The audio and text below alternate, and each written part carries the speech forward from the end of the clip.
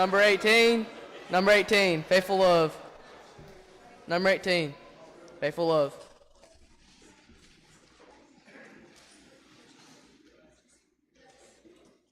Faithful love flowing down from the thorn-covered crown makes me whole, saves my soul, washes whiter than snow. Faithful love calms each fear, reaches down, dries each tear, holds my hand when I can't stand on my own. Faithful love from above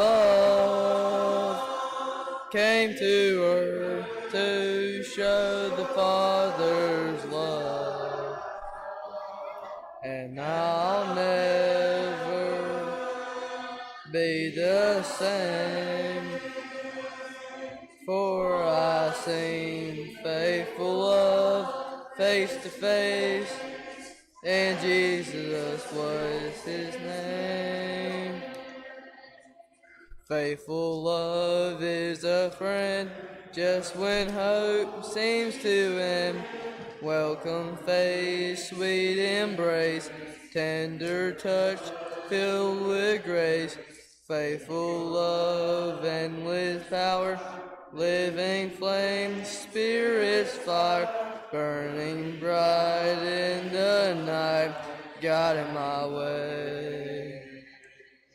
Faithful love from above came to earth to show the Father's love, and I'll never be the same, for I seen faithful love face to face, and Jesus is his name.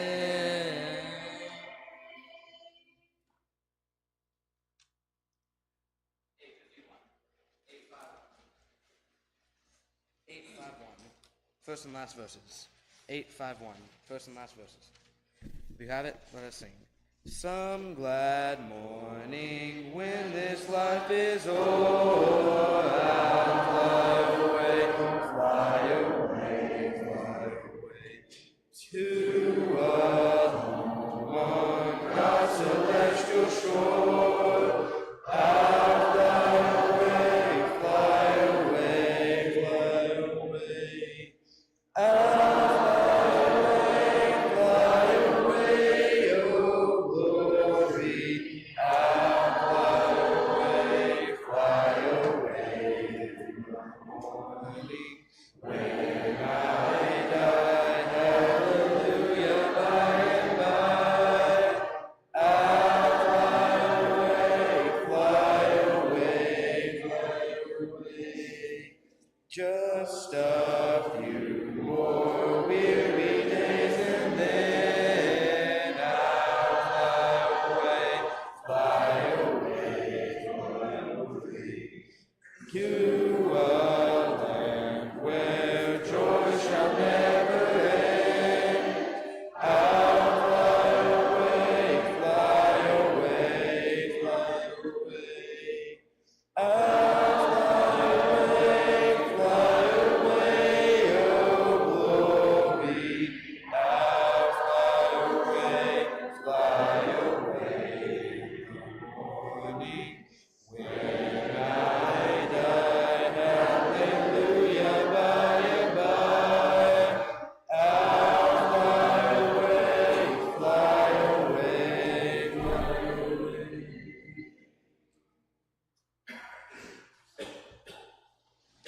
Do we have an invitation song? 909. 909.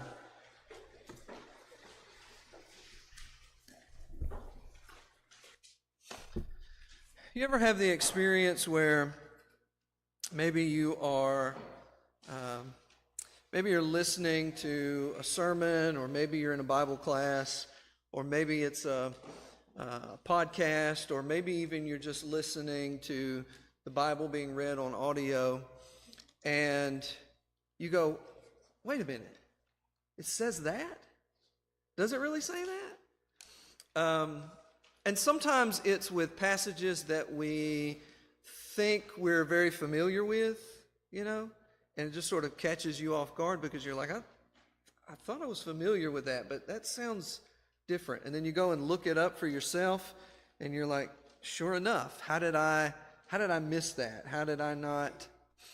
I was listening to a podcast or something, and there was just this sort of casual, this wasn't the primary discussion, it was just this sort of casual reference to a particular passage in Romans chapter 16, verse 20. And for some reason it just hit me. I was like, I really like the book of Romans. Spent a lot of time in the book of Romans. Does it really say that? And so I was driving, and so at some point later, I pulled up my Bible app and looked it up, and I was like, sure enough, that's what it says. So the phrase that stood out to me that I had to take a double look at was in Romans 16 and verse 20. Now, prior to that, of course, he's closing out the epistle. He gives final instructions beginning in verse 17. He appeals to them to watch out for those who cause division and create obstacles contrary to the doctrine, probably building pretty heavily off of things he's had to address, especially in chapter 14 and 15.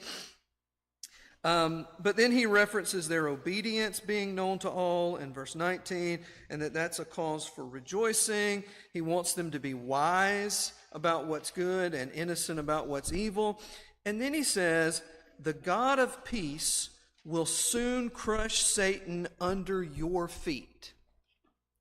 The God of peace will soon crush Satan under your feet. I'm not sure that I understand all that might be implied in that passage, but there are a couple of thoughts that stand out to me. One is the God of peace will do the crushing, right? The God of peace.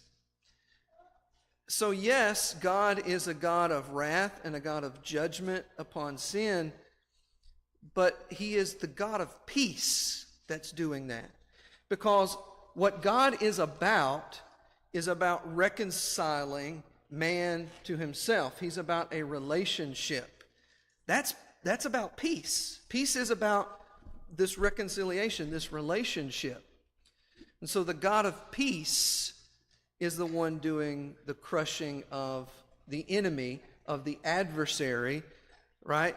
God is dealing with sin because he is a God of peace, and he desires for us to be able to live in peace and for us to be in a relationship with him.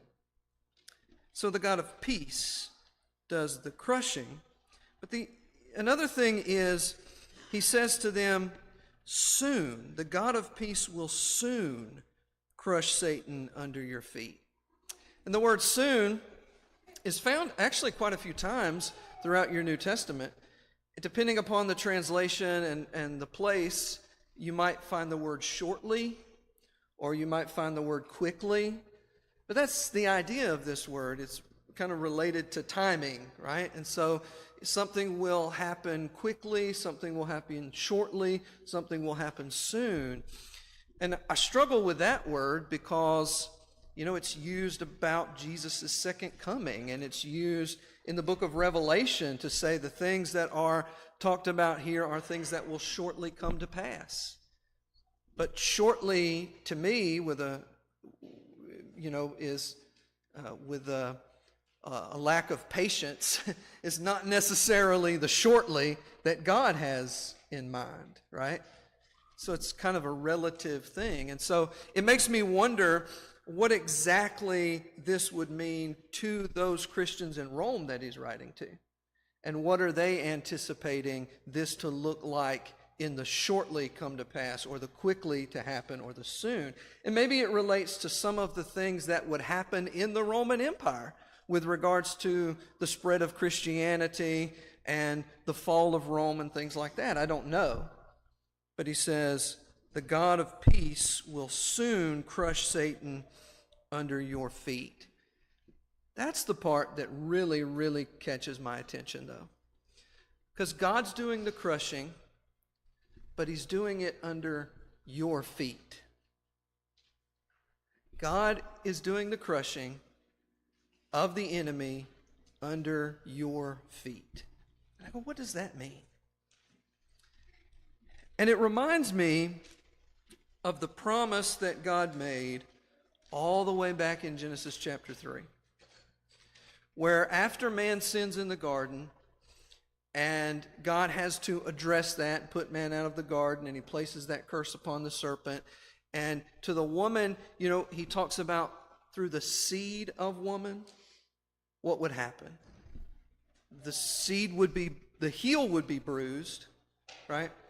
But the head of the serpent would be crushed. God will soon crush Satan under your foot. So that's not foreign imagery to what God has promised. But we always think about that in terms of this is what Jesus did when he died upon the cross. Yes, that was a bruise to his heel, but that was a death blow to Satan. But the story doesn't end there. In the book of Romans, what Paul is really writing about in this thesis or in this treatise is that the gospel is the power of God unto salvation. Now, what's the gospel? Well, the gospel is that message that the seed of woman came and crushed the head of Satan through his death, burial, and resurrection. And so, he then, for example, in Romans chapter 10, verse 14 says, "How then will they call on him in whom they have not believed? And how are they to believe in him of whom they have never heard? And how are they to hear without someone preaching? And how are they to preach unless they are sent? As it is written, how beautiful are the feet of those who preach the good news." God will soon crush Satan under your feet. It's beautiful feet that carry the message of the gospel to those who are lost. And every time someone hears the message of the gospel and is obedient to it and is saved, there is another stomp under your feet as you're carrying the gospel to the head of Satan. God does the crushing, but he uses your feet carrying the gospel message to do blow after blow after blow to the head of Satan. And so, tonight I want you to think about, all of us should think about, and all of us should be encouraged about the victory that is promised to us in that, right? God is crushing the head of Satan, and we are being used to do that.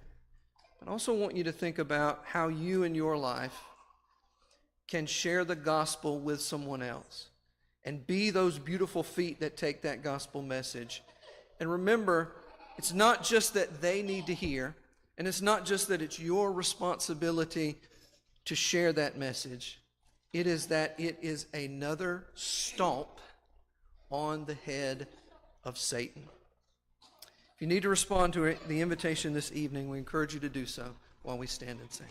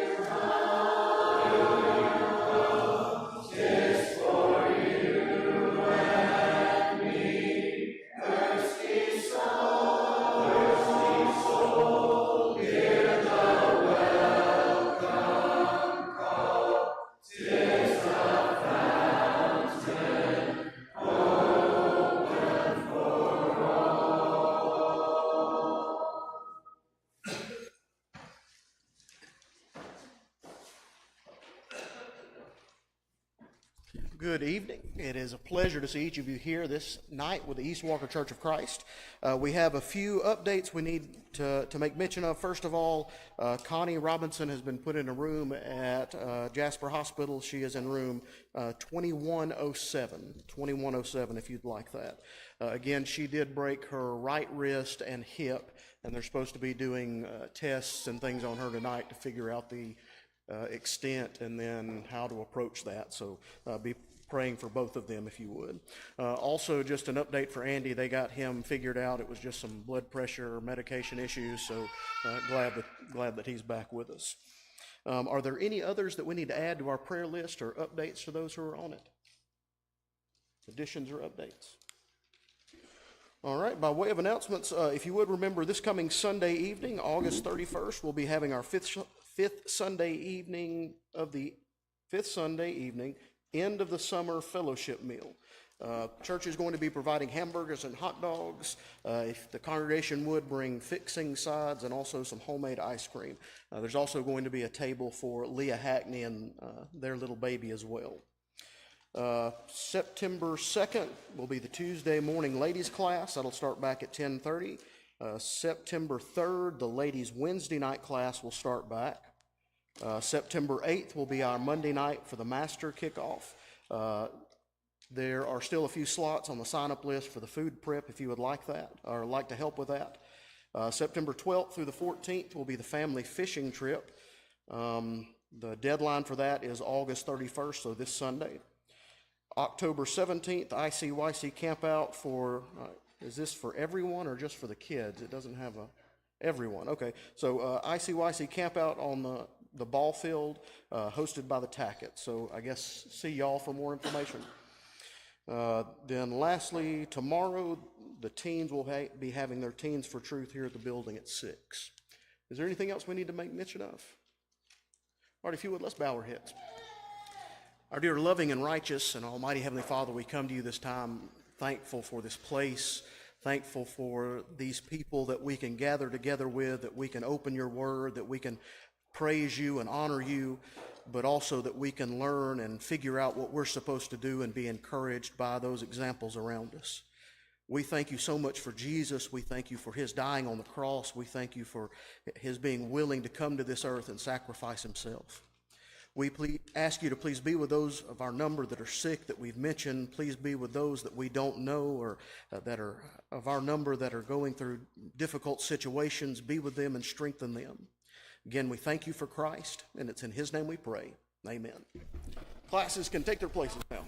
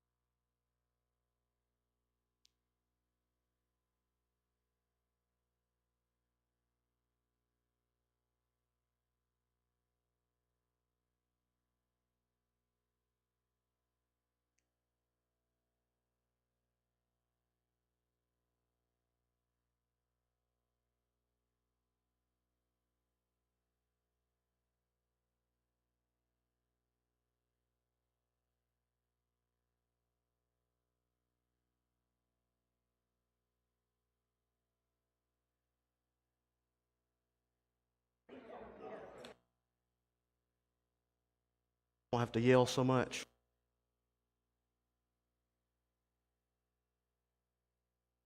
You would get your Bibles, go ahead and open to the book of Deuteronomy. We are continuing our study looking at this book. Alan told me that he got to or at least mostly through chapter 16 with y'all last week. or 15, so we'll be starting off with chapter 16. To 16? All right, now again, we're going through this. Most of this book we've already discussed or chewed through many of the issues. We're kind of trying to pick out some of maybe the specifics or a few of the things that make this book maybe different than the others. In chapter 16, mostly we're going to skip this because it deals with, at least the first half, about some of the different feasts and the events that they would hold. Most of these we looked at in our VBS and as well as back in some of the other books as well. But notice the first thought, he's setting up these things to be observed, right? The first one there is Passover. It's kind of the cornerstone of the feast of Israel, of Jerusalem. That's what brought them out into the world. That's what gave them that nation that was their own. Then you have that Feast of Weeks, Pentecost. This would be the event after Passover, and this was essentially another time of offering to God. There's a section at the end that I want to look at. So chapter 16, let's start with verse 18. This one's talking about some of the judges that they're to appoint. Now, notice what they say here about these people. These are the kind of people, or this is the type of judge, this is what I want your judges to do. It says, you shall appoint judges, officers in all your town that the Lord your God is giving you according to your tribes.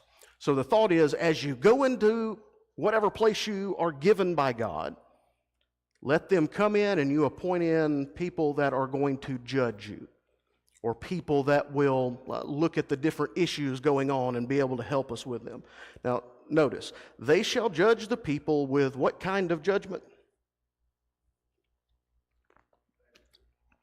Fair, just, righteous. All right, say that one. Non-partial. Impartial to it, right? Whatever the facts are, that's the way that they will respond. All right, verse 19. You shall not pervert justice. You shall not show partiality. You shall not accept a bribe, for a bribe blinds the eyes of the wise, subverts the cause of the righteous. Justice, only justice, you shall follow. Now, before we get to that last line, think about what God is setting up here. What is he saying about these judges? What should they be? Fair.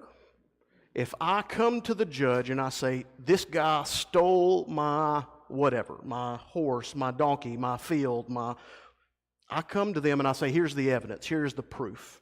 We'll get into some of what they expected proof to be in some later chapters. But he says, I want them not to accept bribes. I don't want them to weigh impartially. I want to make sure that these people tell you exactly like it is. Now notice why. Why do we need to have just, fair judges? That you may live and inherit the land of the Lord that your God is giving you. The thought is God's giving it to you, but make sure you've got just judges, fair people presiding over you so you can continue to inherit it, that you can continue to possess it. Now notice in Jesus' time, what's the problem with the religious leaders? Do we see any of these issues we've just read in the judges over the people of that time? Do they take bribes? Yes. Do they pay for false witnesses? Do they pervert justice? They became exactly what God is condemning here. So again, remember, this is setting up the nation. God's already handling the problems that we see coming about in them. All right, into chapter 17 now. This goes into the thought of, here's what God doesn't want you to do in worship or for worship. Essentially, the first half of the chapter is dealing with idolatrous worship. The end of chapter 16 talks about don't plant any trees of Ashtaroth beside the altar of God. Chapter 17, verse 2, if there's any found among you within the towns of your Lord, your God is giving you a man or woman that does evil in the sight of the Lord and transgressing his covenant. Now, remember, the Jews had to go through this process, right, of a covenant relationship with God. Now, what was included in that covenant? Say a little louder. All right. One of the main thoughts, right? Don't put anything else before God. But were there other things? There were other parts to that covenant, to that law, right? So he's talking about my followers. I don't want you to be invested. I don't want you to put time, effort. Don't plant trees. Skip down to verses 5 and 6. It talks about when you find these people that are involved in pagan or idolatrous worship, you take them out of the town. And then what? Verse 6 there. When you have what? When do you stone them? When you have witnesses. When you have evidence, and it's not just, hey, I'm speaking out against you. But it's me, it's another fellow, or it's another group, or it's somebody that saw him at a different time or a different place. Or the thought is you come together and you say, this person did exactly what we're told not to do. Now notice it says, when you go out to stone them, or when you go out to put them to death, who casts the first stone with this? It's the witnesses, those that stand there and give the condemning advice. That's kind of echoed throughout a lot of these situations. Now, why do you think you would want the person making the accusation, the person that's giving the testimony, or the person that's, why should they be one of the first to cast the stones?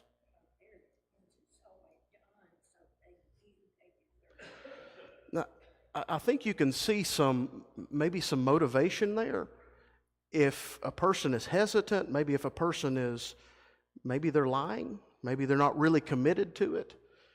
But also it puts the burden of proof on the person that's doing this.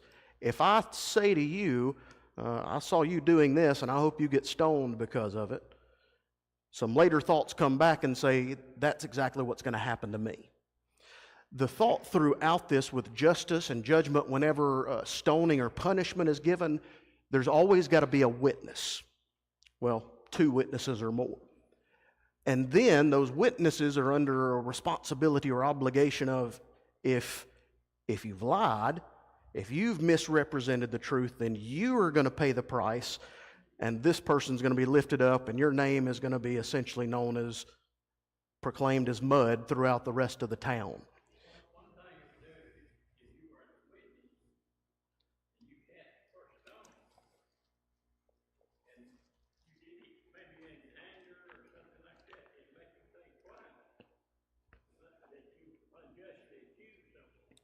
I think that's absolutely the case. It gets me to think, am I saying what's real?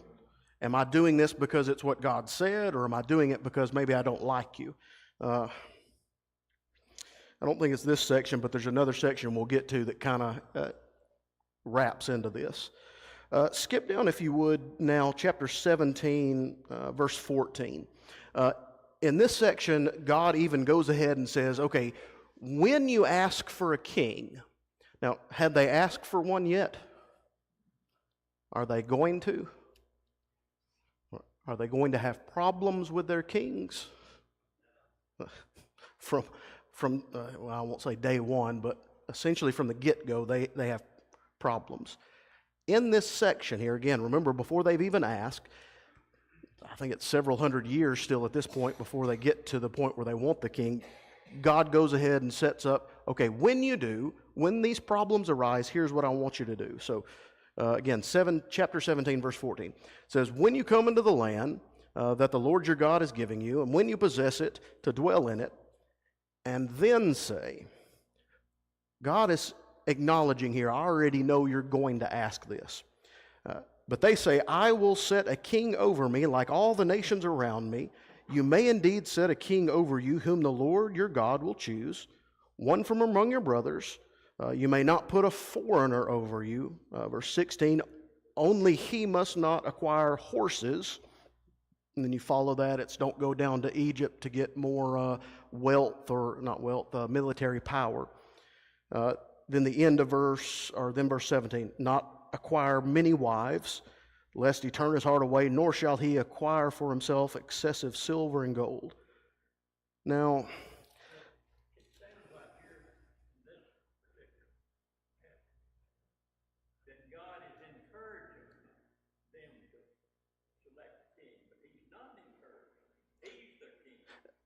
he says, when you say this, he's not saying, here's what I want you to do.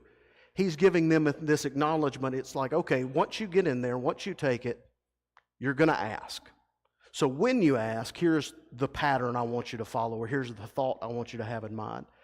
But you notice all of these things he tells them to avoid, right? Or all of these issues that, did any king have problems with wives?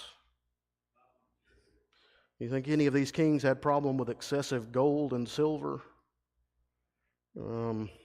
Any of these kings put trust in their power and the power of their horses, their military? Now, I don't know about this foreign one among you. I guess that would be the northern tribes, maybe when they start diluting things. But the point is, God has already taken care of all of the issues that they were going to face with this. All of the major problems that we deal with or that we see them dealing with, God has already given a way for them to stay away from them. Again, these people are hundreds of years away from making this request, but God's already that far ahead of the problem.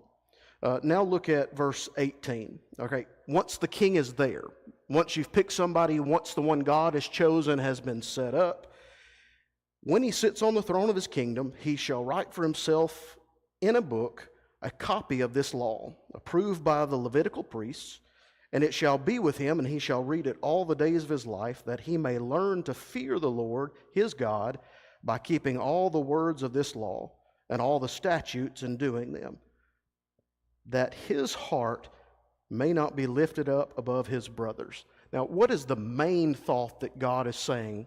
Okay, once you have a king, what's he supposed to do? What's the image there? What is God saying? I want the king to do what? Yes, sir, the king himself.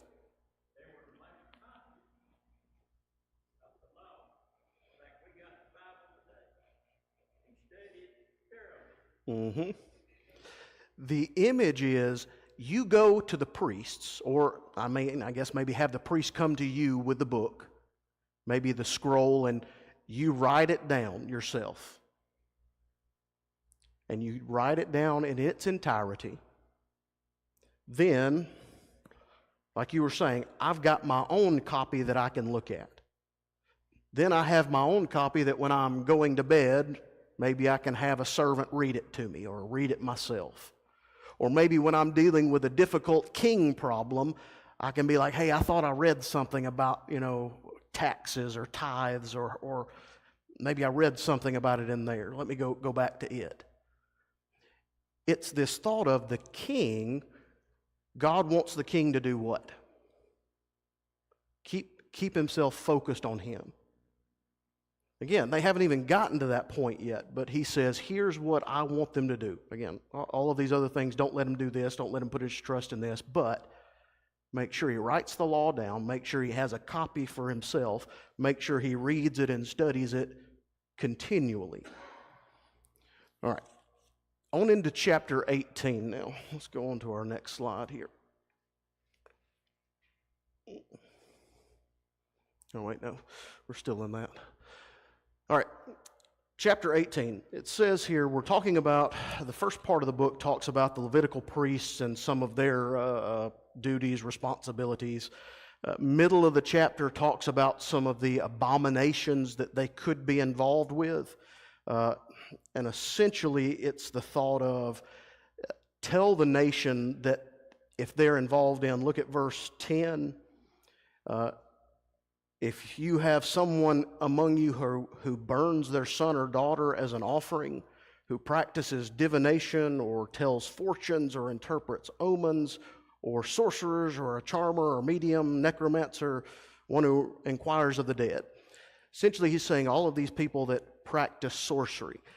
The first thought is a lot of these people would sacrifice their children to different pagan gods. So, Molech being kind of the main focused, the biggest one during that time. But the thought is, maybe we can tie it back into the thought of no idol worship. But I think he answers the reason of why he says, drive these people out, kill them off, make sure that they're not among you. Look at verse 14. He says, drive them out, for these nations which you are about to dispose, the people you're about to go in and run off, they listen to fortune tellers, to diviners. But as for you, the Lord your God has not allowed you to do this. The thought seems to be, when you get into the land, drive all of the people out that are practicing this, or put them to death, kill them. Why? Because they're listening to these things versus listening to God. God is trying to get rid of the practice before his people even get into the land, right? Any of you remember what happens at the end of Saul's reign? He goes to somebody and I believe so. And he asked to see who? He asked to see Samuel. And he actually does. Samuel's ghost or presence appears to him. Now, I don't know if this is an actual practice of the time that could occur, or if this is just God allowing it to happen at this moment. That's a discussion that we can have another time. But the thought is, Saul was looking to Samuel for guidance, not God. These people that were living in the land, they were looking to their, soothsayers, the rolling of the bones, or the casting of the dice, or the flip of the coin, however you want to imagine that divination process. Excuse me. God's saying, here's what these people trust in. Do we trust in the flip of a coin? Do we trust in cutting an animal open and reading its insides? The thought is, God said, here's what I want you to do.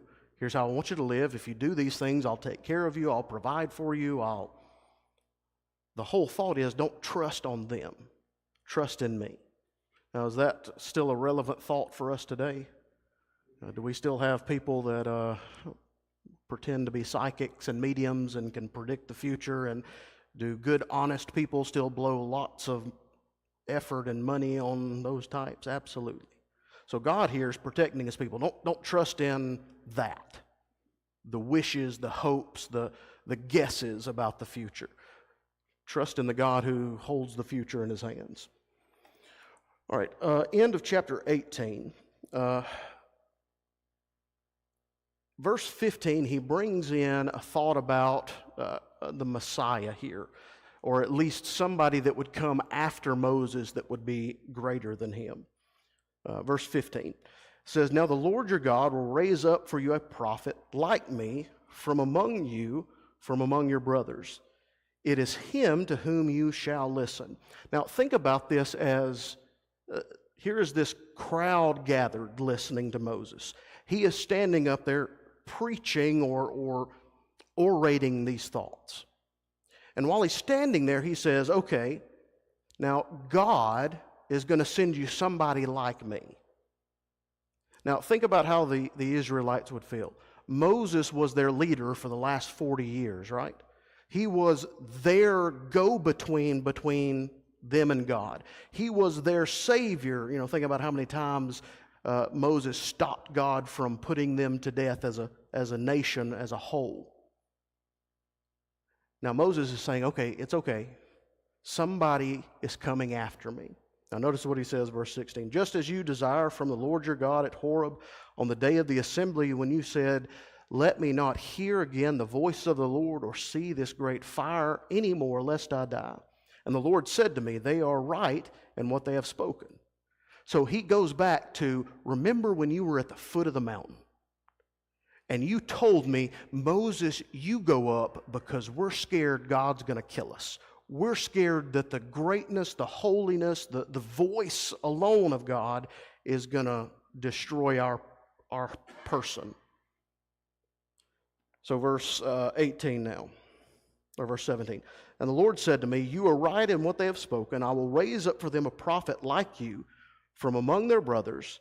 I will put my words in his mouth, and he shall speak to them all that I command them. And whoever will not listen to my words that he shall speak in my name, I myself will require it of him. Now, I guess kind of tying in with Gary's thought, we expect things to happen on our time, don't we? When is soon for you? Tomorrow? Maybe next week, depending on what it is. But what's soon for God?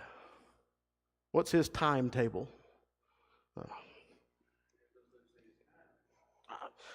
I mean, when you created it all, it's all on your schedule, right? I mean, it's all... The thought here is sometimes we look at things and we think we know what's going to happen. Look at the Jews. They thought they were going to have an earthly king, right? They were looking at David. They were looking at these mighty men that would stand up and fight these battles. But who was Moses speaking of here? Everybody's whispering it, right? Jesus. This was speaking about, notice how the phrasing there, and I will put my words in his mouth, and he shall speak all that I command you. Whoever will not listen to my words that he shall speak in my name, I will require it of him. The thought is, whoever doesn't listen to the person that's coming, whoever doesn't listen to the person that's in the similar spot as Moses, God's going to put his blood on their hands. Moses is giving us a thought, okay? This part we can apply to what we know. They were looking at it saying, Moses is nearing the end of his life. Maybe he's about to pass away. What are we going to do when he's gone? So the thought is, it's okay. Somebody's coming after. Somebody's coming after, and God's going to put the words in his mouth. God's going to... So for them, it's this message of hope. It's this message of encouragement. For us, it's the same thing, but we can see a little bit of their struggle, right? If I told you, hey, somebody's coming after me, you might think, well, is it after tonight's service, or is it, after the morning? Is it going to be, when is that? But for God, it might be a length of time there. We don't know... They didn't know what this person was going to be like. But yet they still hoped or kept firm the promise that God made. They still had faith that God was going to keep it. Now, on into chapter 19, we notice in this one, the first half is the refugee cities. In this one, it talks about 3 that are going to be over on the west side of the Jordan, what they're about to be taking, because there's 3 already on the other side. I want to look at verse 4 and verse 11. This kind of gives us a good thought on this. It said, this is the provision, this thought of the cities of refuge. This is the provision for the manslayers who, fleeing there, may save his life. If anyone kills his neighbor unintentionally, without having hated him in the past, and then essentially it gives in deeper description of that. But it's for the person who kills unintentionally. Now skip over to verse 11. But if anyone hates his neighbor and lies in wait for him and attacks him and strikes him fatally so that he dies, and he flees to one of these cities, then the elder of his city shall send and take him from there and hand him over to the avenger of blood so that he may die. Now, what are the purpose of these cities?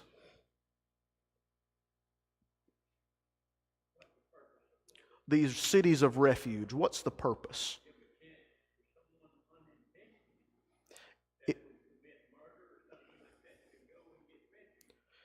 It's not to give refuge to those who had hate, right?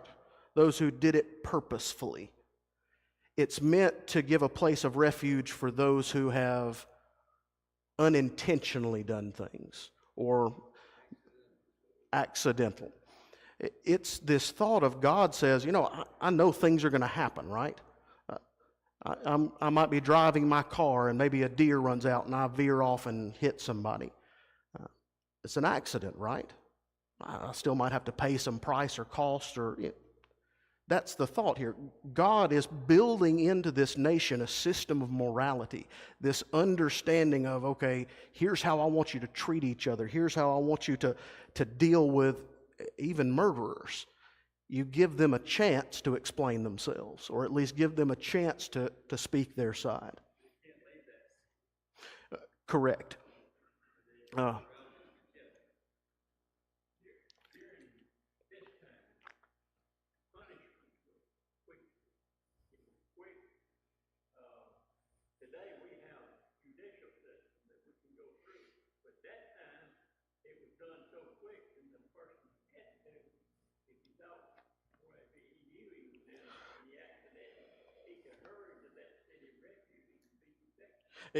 Exactly. It gave you a place to go where you knew that you were at least going to have somebody impartial be your mediator, where there would be somebody looking not just for blood, but for truth.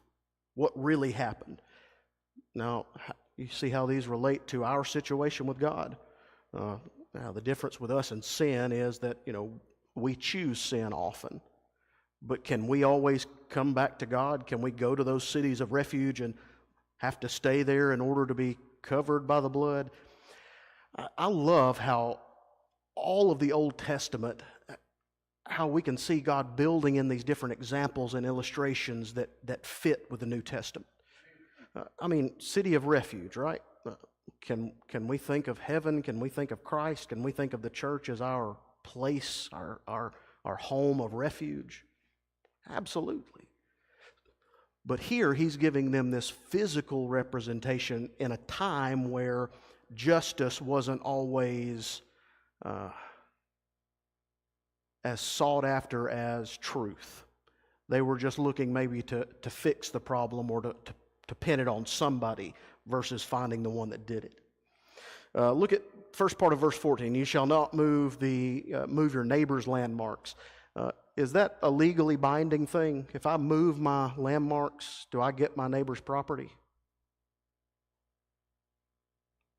Yeah? No. No. The thought is just because I moved the line doesn't mean the line's changed, right? Now, others' ability to see where it is or my profit from it might be different. But the thought is I've just stolen something from them, even if I'm just moving the boundary a little bit. Again, morality. During this time, too, they had a different way of looking at fields. Their fields wouldn't be kind of sectioned off by fences like we have it. Outside of each city, they would have a big farm plot that most of them would work on, and you would have stones kind of sitting in the row saying, okay, this is where family A's land is, this is where family B's land is. So you don't move those marks for your property. If you move those marks, you're stealing from other people. All right, look at verse 15 now. All right. A single witness shall not suffice against a person for any crime. Here's where that a little bit more on this is.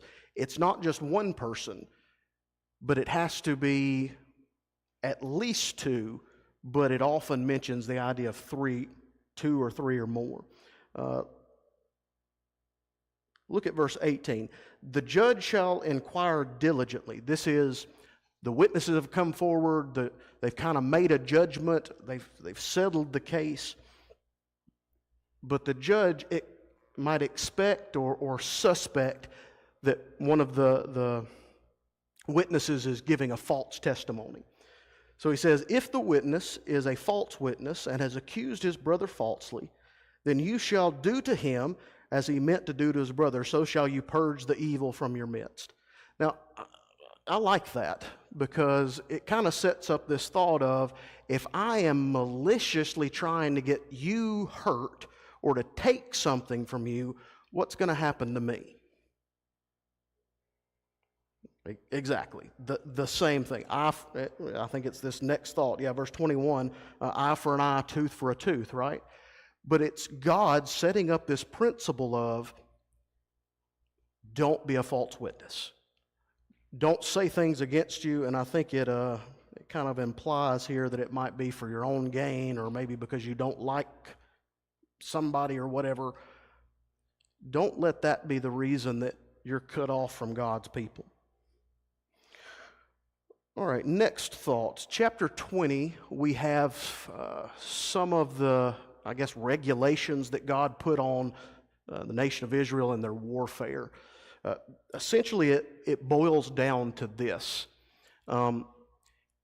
If you're going to war, now look at verses 1 through down through about verse 9. This is kind of the first chunk here. And it is essentially when you go into battle, all of the leaders kind of get together, those that have called the charge to go and fight. You get together and with the priests, you make this statement. And it boils down to this, verse 4 or verse 5. Is there a man who has built a house and not dedicated it?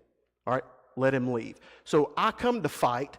Maybe I've just finished my house, but I didn't get a chance to dedicate it to God or to sleep in it, to enjoy the fruit of my labor.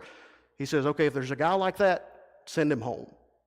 All right, verse 9. Is there any man who's planted a vineyard, not enjoyed the fruit? Let him go back to his house. Verse 7. If there's anyone who's betrothed and not taken her, let him go back. Then into verse 8, or middle of verse 8. Is there any man who is fearful and faint-hearted? Now, for whatever reason, this always sticks with me when I read, because it's this thought of God is looking out for the people that are about to go and fight these battles. When they go and fight, what are the main things? If you've built a house, but you haven't gotten to sleep in it yet, what do? Go home and take a nap in it. Go home and you enjoy what you've built. If you've planted a vineyard, but you're about to go out to have to fight, but you haven't yet been able to eat off those trees or those vines, you stay home till you get to eat off of those.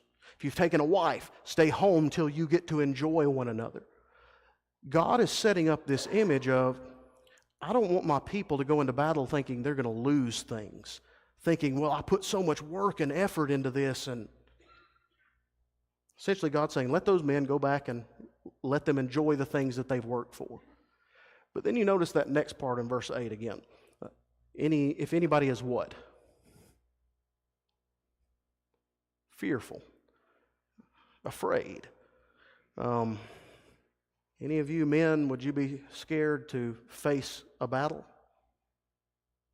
I mean, I think that's natural, right? But you think about some of those, maybe my mind goes to maybe some younger kids that maybe this is their first experience in the world, and maybe they're terrified. They're going to be probably more of a hindrance than a help on the battlefield, right? So God...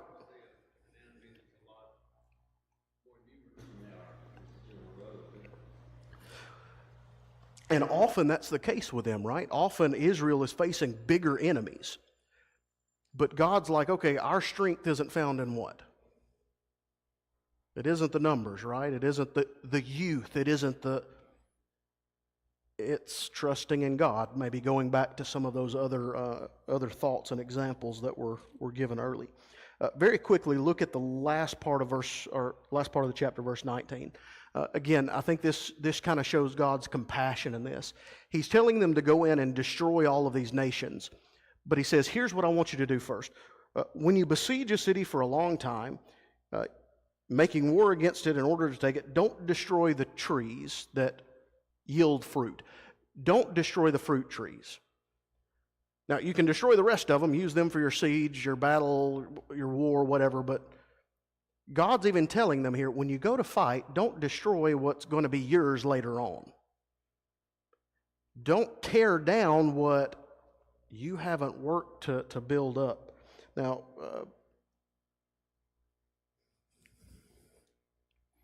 there's another passage somewhere here that I wanted to bring out. It's probably later on.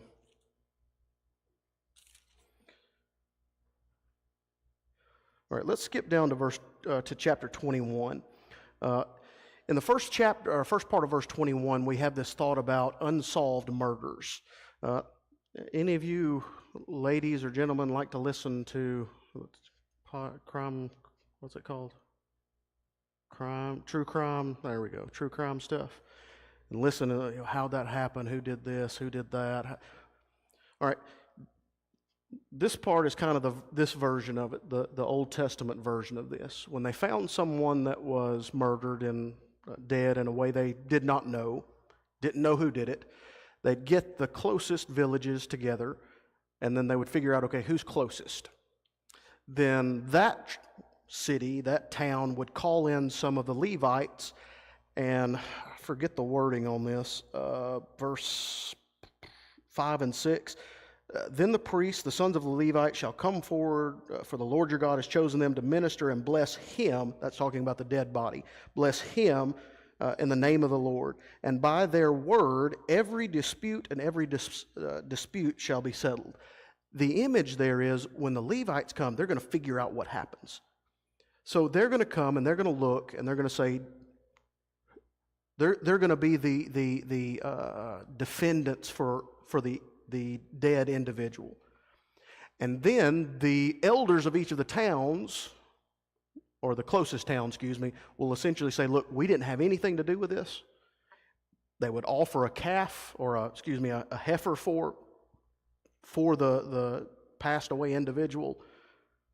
And then they would essentially say, we don't have anything to do with this. God, please don't bring anything bad upon us because of this man being murdered or something happening to him in the area.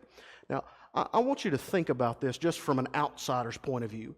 If one of your loved one was murdered in a foreign place, and you knew that the local government, the officials, called in a special team to come in and look at it, and they argued on your loved one's behalf, and even if they couldn't figure out what happened, the town said, look, we're so sorry, this is what we're offering because we care about the person. I mean, again, I know it's different customs, but would that make you feel some kind of, feel in some part better? Or that's the idea with this. Even during this time, that's a almost unthought of process, right? A foreigner dies, you just cast them out, or somebody, vagrants or the unwanted. Throughout the Old and New Testament, God makes provisions for the poor, the weak, the one that has nothing. And that's just us. It is the illustrations that we need to look to in order to see maybe how should I be acting in my everyday life. Appreciate your time and attention. We'll pick up with the rest of Deuteronomy chapter 21 next week.